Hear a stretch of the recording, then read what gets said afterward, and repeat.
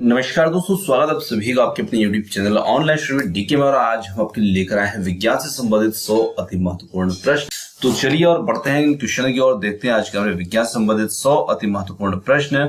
First question यहाँ पर आ रहा है, डेंड्रोलॉजी जो है ये इसका संबंध किससे के अध्ययन से होता है? तो डेंड्रोलॉजी जो होता है इसका संबंध होता है वृक्ष और झाड़ियों के अध्ययन से। यहाँ पर क्वेश्चन जो है ये आपको वन लाइनर मिलेंगे, क्योंकि 100 क्वेश्चन थोड़ा सा समय ज्यादा लगता है, इसलिए क्वेश्चन को हमने वन लाइनर ही सिलेक्ट में किया है।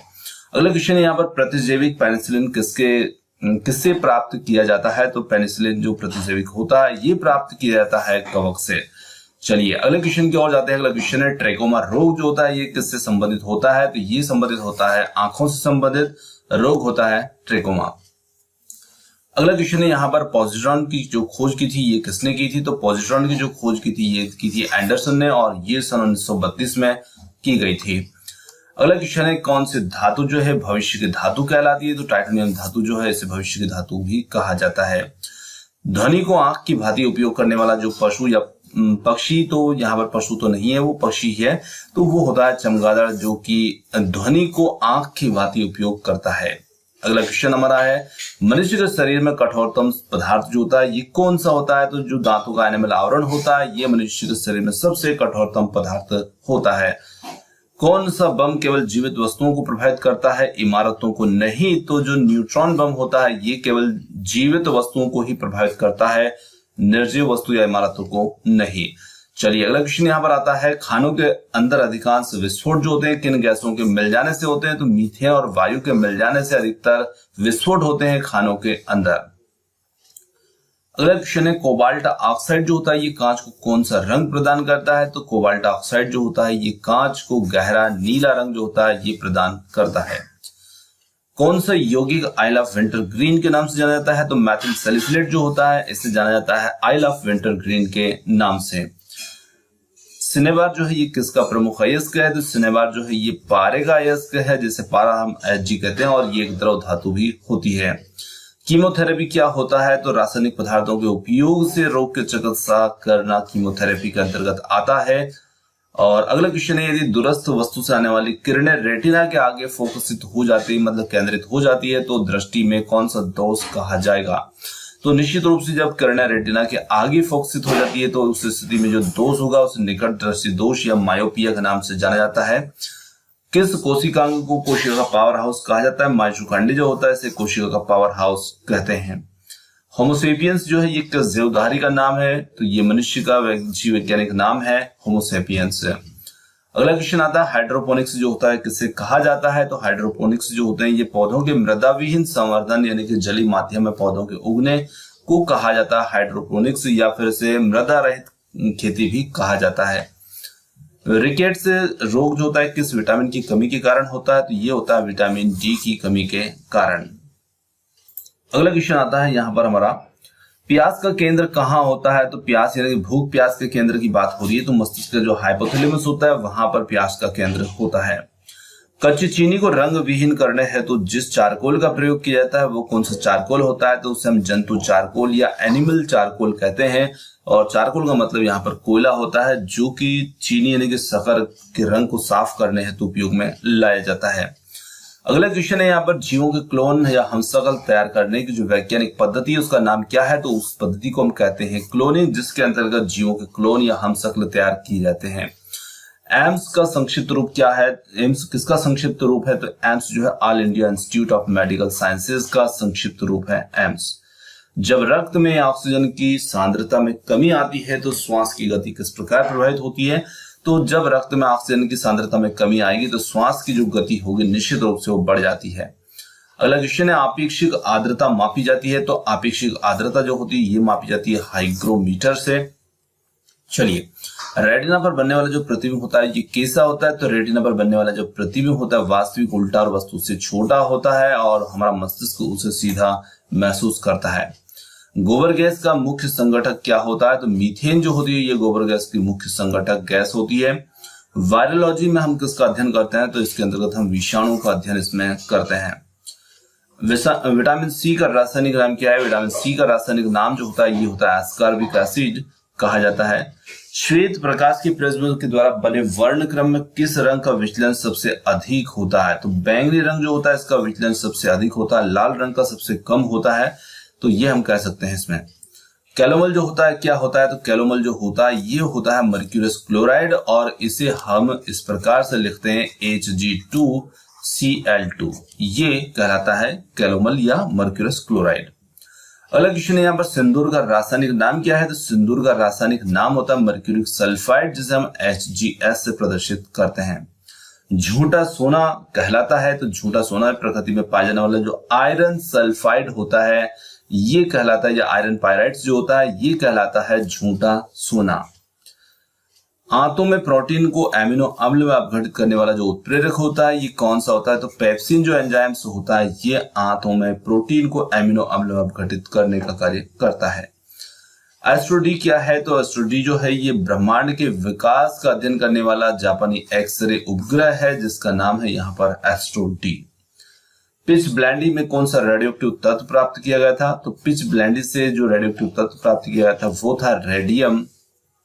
अगला क्वेश्चन है, गिरगिट की त्वचा में रंग बदलने का जो कारण होता है ये क्या होता है? तो जो गिरगिट होता है उसकी त्वचा में होती है मेलानोफोर नामक असंख्य रंग द्रव कोशिकाओं की उपस्थिति के कारण। तो गिरगिट की त्वचा में मेलानोफोर नामक जो रंग द्रव्य कोशिकाएं होती है उनकी उपस्थिति से ऐसा होता है।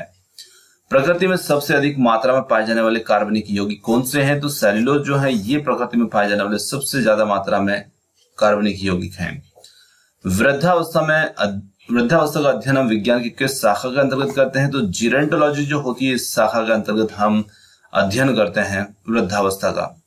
ध्वनि की तीव्रता को मापने वाला जो यंत्र होता है वो क्या कहलाता है? तो उससे हम कहते हैं ऑडियोमीटर, जो कि ध्वनि की तीव्रता मापता है।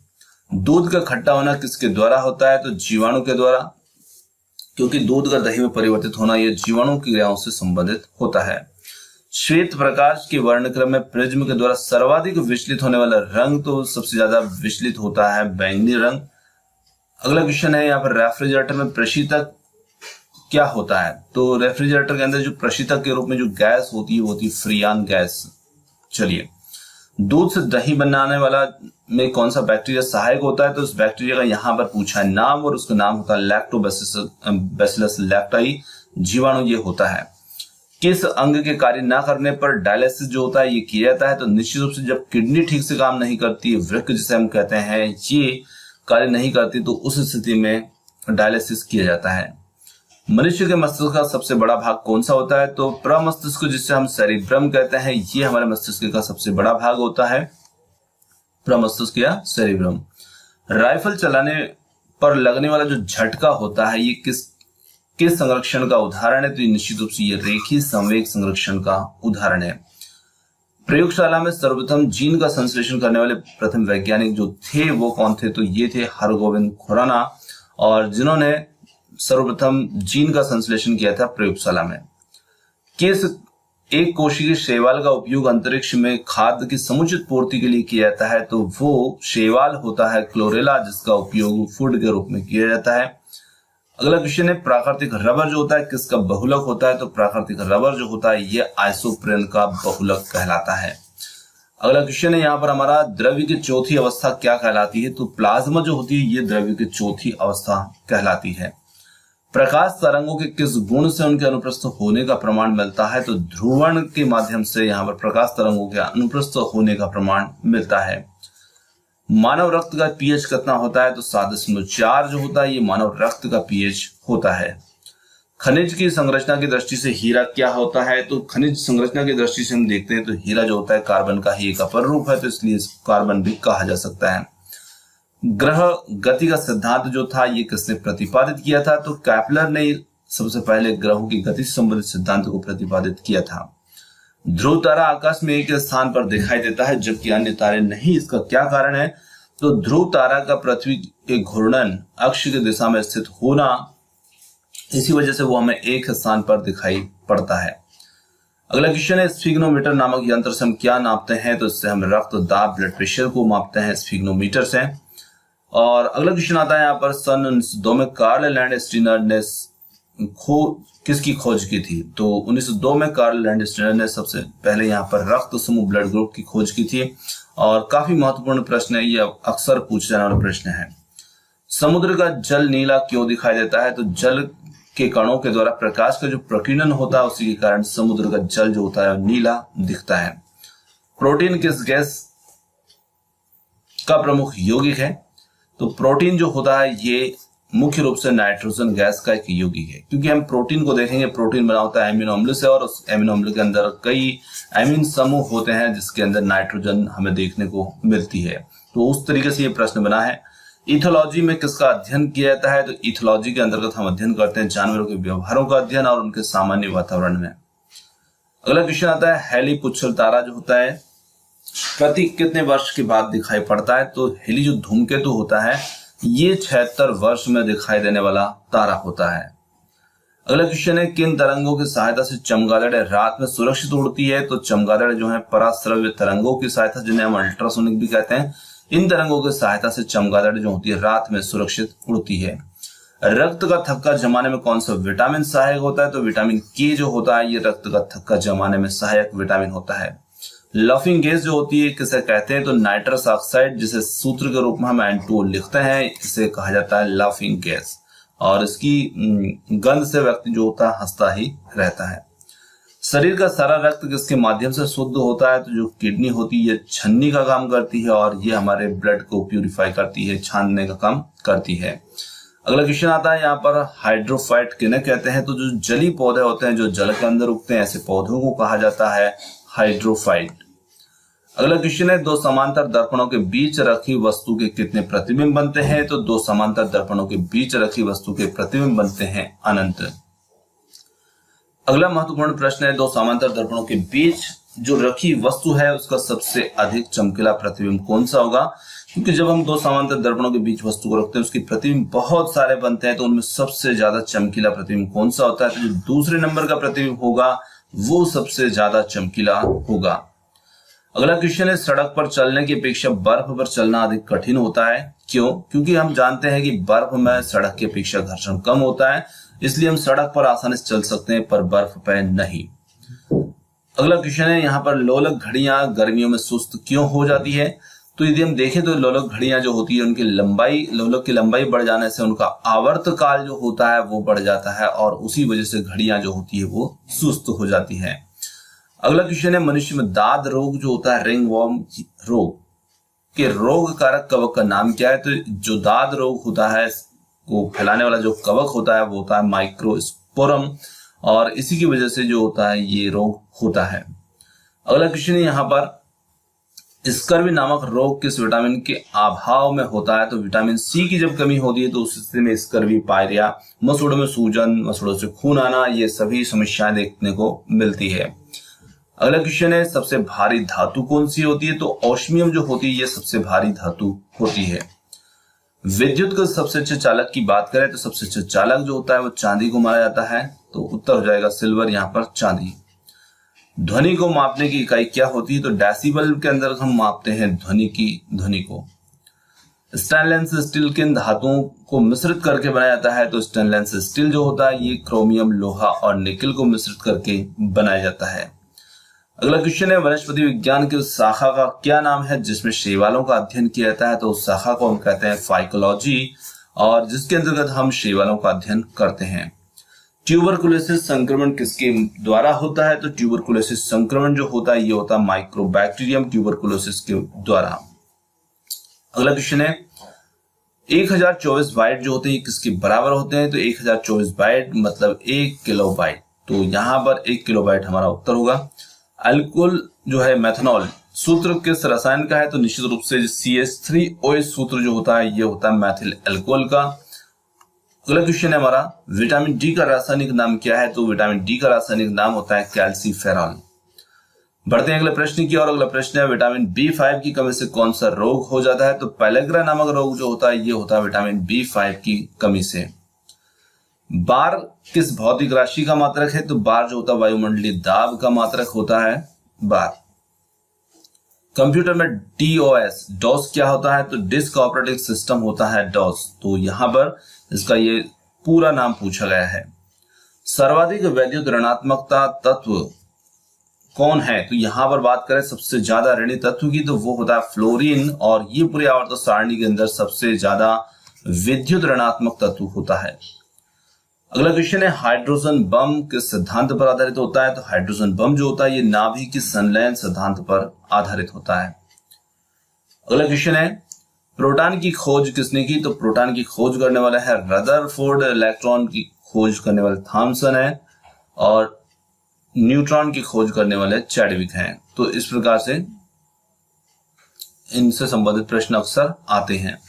कौन सा पदार्थ पृथ्वी पर तीनों अवस्थाओं में पाया जाता है? तो जल जो होता है, ये पानी जो तीनों अवस्थाओं में पृथ्वी पर देखने को मिलता है। हीरे के संबंध में कैरेट की बात करते हैं, तो कैरेट क्या होता है? तो हीरे के भार का मात्रक होता है।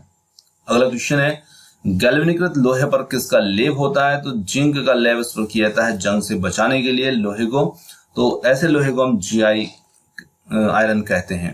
अगला क्वेश्चन है, भारत में 28 फरवरी को विज्ञान दिवस जो है, तो यहाँ पर दिसव लिखा है, तो आप उसको ध्यान ना दीजिएगा, ये दिवस है। ये किस उपलक्ष्य में मनाया जाता है? तो CV रमन द्वारा रमन प्रभाव की खोज करने के दिन के उपलक्ष्य में से मनाया जाता है। अगला क्वेश्चन है हमारा, विद्युत मोटर का क्या कार्य है? तो विद्युत मोटर जो होती है वो विद्युत ऊर्जा का यांत्रिक ऊर्जा में रूपांतरण करना, ये कार्य होता है विद्युत मोटर का। अगला क्वेश्चन है, हरे पौधों में प्रकाश संश्लेषण की जो इकाई होती है वो क्या कहलाती है? तो उस इकाई को हम कहते हैं क्वांटासोम, जो कि हरे पौधे में प्रकाश संश्लेषण की इकाई होती है। अगला क्वेश्चन है, पौधों में वाष्पोत्सर्जन की दर के निर्धारण के लिए किस यंत्र का उपयोग किया जाता है? तो देखिए, वाष्पोत्सर्जन की दर के निर्धारण के लिए पोटोमीटर जो होता है इसका उपयोग किया जाता है। अगला क्वेश्चन है हमारा, डार्क एवेंजर क्या है? तो ये एक प्रकार का कंप्यूटर वायरस होता है, डार्क एवेंजर। चलिए अगले क्वेश्चन की ओर बढ़ते हैं। फाइकोलॉजी के तहत हम किस विज्ञान की शाखा है और इसके अंतर्गत हम शैवालों का अध्ययन करते हैं। ये क्वेश्चन रिपीट हो गया, कोई बात नहीं, आपको इसके बदले में एक और क्वेश्चन उपलब्ध करवाया जाएगा। किस विटामिन में कोबाल्ट जो होता है ये धातु पाई जाती है? तो विटामिन जो B12 होता है जिसे हम साइनोकोबालामिन भी कहते हैं, और इसी के अंतर्गत ये धातु इसमें उपस्थित होती है। अगला क्वेश्चन है, मानव शरीर में रक्त का थक्का नहीं बनने का प्रमुख कारण क्या होता है? तो हिपेरिन जब मानव शरीर में उपस्थित होगा तो उसकी स्थिति में रक्त का थक्का नहीं बनेगा, और हिपेरिन ऐसा पदार्थ होता है जो रक्त का थक्का नहीं जमने देता है। चलिए अगला क्वेश्चन है, यहाँ पर हाइपोग्लाइसीमिया नामक रोग रक्त में किसकी कमी से होता है? तो ये रोग होता है रक्त में ग्लूकोज की कमी से। अगला क्वेश्चन है, मानव शरीर की सबसे छोटी ग्रंथि कौन सी होती है? पिट्यूटरी ग्रंथि जो होगी ये मानव शरीर की सबसे छोटी ग्रंथि होगी। अगला क्वेश्चन है, एंजाइम मूलतः क्या होते हैं? तो एंजाइम मूलतः जो होते हैं ये प्रोटीन के बने होते हैं और ये जैव उत्प्रेरक भी कहलाते हैं। कृष्ण छिद्र सिद्धांत जो ब्लैक होल सिद्धांत है इसको प्रतिपादित किया था किन्होंने? तो S चंद्रशेखर ने इसे प्रतिपादित किया था। अगला क्वेश्चन है, साइनोकोबालामिन क्या है? तो विटामिन B12 जो है इसी को साइनोकोबालामिन कहा जाता है। बढ़ते अगले प्रश्न की ओर। यहाँ पर टेट्रा इथाइल लेड TEL जो होता है पेट्रोल में क्यों मिलाया जाता है? तो एंटी नॉकिंग को रोकने के लिए ये मिलाया जाता है। अगला क्वेश्चन है यहाँ पर आपेक्षिक आर्द्रता, तो ये क्वेश्चन रिपीट हो गया, कोई बात नहीं, हमने 100 प्रश्न लिए थे पर आपको 5 क्वेश्चन इसमें एक्स्ट्रा यहाँ पर बढ़ाकर दे दिए ताकि कोई भी क्वेश्चन यदि रिपीट हुआ तो उसके बदले में आपको नया क्वेश्चन मिल पाए। और यहाँ पर आज के जो हमारे क्वेश्चन थे ये समाप्त होते हैं। क्वेश्चन आपको कैसे लगे कमेंट्स करके जरूर बताइएगा। वीडियो पसंद आया तो वीडियो को लाइक शेयर, चैनल को सब्सक्राइब करना मत भूलिएगा। आपने जो समय दिया उसके लिए बहुत बहुत धन्यवाद। Thanks for watching. मिलते हैं जल्द ही एक और नए किसी अगले वीडियो के साथ। धन्यवाद।